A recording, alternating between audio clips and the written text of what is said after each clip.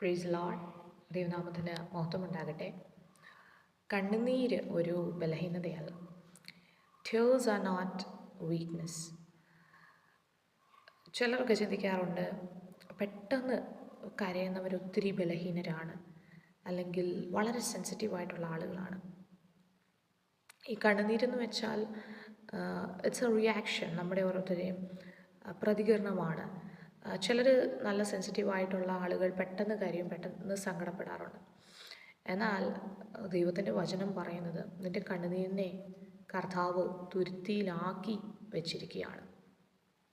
ഈ ലോകത്തിൻ്റെ മുൻപിൽ അതൊരു ബലഹീനതയായി തോന്നിയാലും കർത്താവിൻ്റെ സന്നിധാനത്തിൽ it is like an add on thing. എന്തോ നമ്മൾ ആഡ് ചെയ്യുന്നത് പോലെ, ഒരു പ്ലസ് പോയിൻ്റ് പോലെയാണ്.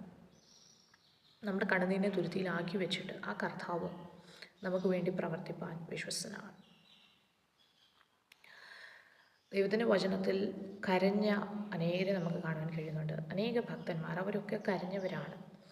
അവരൊക്കെ കരഞ്ഞ് കണ്ണുനീരോടെ അഭയാചന കഴിച്ചവരാണ്. യേശു കർത്താവ് കണ്ണുനീരോടെ അഭയാചന കഴിച്ചു എന്ന് ഉച്ച നിലവിളിയോടെ പിതാവിനോട് അപേക്ഷിച്ചു എന്ന് ദൈവത്തിൻ്റെ വചനത്തിൽ നമുക്ക് കാണുവാൻ കഴിയുന്നുണ്ട്. അതുകൊണ്ട് കണ്ണുനീരൊരിക്കലും ഒരു ബലഹീനതയല്ല. കർത്താവിൻ്റെ സന്നിധാനത്തിൽ നമ്മുടെ ഹൃദയം പകരുകയാണ്, നമ്മുടെ ഉള്ളു നമ്മൾ പകരുകയാണ്. ദൈവവചനത്തിൽ നമ്മൾ നോക്കുമ്പോൾ കർത്താവിങ്കിൽ നിന്ന് പലതും കരഞ്ഞ് പ്രാർത്ഥിച്ച് പ്രാപിച്ചവരെ നമുക്ക് കാണാൻ കഴിയുന്നുണ്ട്. ഹന്നയുടെ ഉള്ളു വിഷമിക്കുമ്പോൾ പുരോഹിതൻ്റെ ദൃഷ്ടിയിൽ അവൾ മദ്യപിച്ചിട്ടിരിക്കുക, വീഞ്ഞ് കുടിച്ചിട്ടിരിക്കുകയാണ്. പക്ഷേ അവൾക്ക് മാത്രമേ അവളുടെ ഉള്ള അവസ്ഥ അറിയത്തുള്ളൂ. അവൾ കണ്ണുനീരോടെ ദൈവസന്നിധാനത്തിൽ അവളുടെ ഹൃദയം പകരുമ്പോൾ അവൾക്ക് വേണ്ടി സ്വർഗം അവിടെ എഴുന്നേൽക്കുകയാണ്. അവളെ കർത്താവ് ഓർക്കുകയാണ്. Praise the Lord. ഇന്ന് എന്നെ കേൾക്കുന്ന ദൈവത്തിൻ്റെ പൈതലേ, നീ കണ്ണീരിലൂടെയാണോ കടന്നു പോകുന്നത്?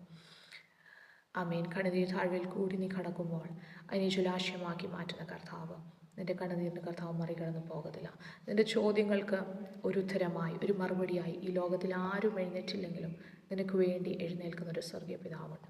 കണ്ണുനീരോടെ സ്വർഗീയ പിതാവിനോട് അഭയാചന കഴിച്ച യേശു കർത്താവിനെ പോലെ നമുക്കും കണ്ണുനീരോടെ ദൈവസന്നിധാനത്തിൽ പ്രാർത്ഥിക്കാം. അതൊരിക്കലും ഒരു ബലഹീനതയല്ല.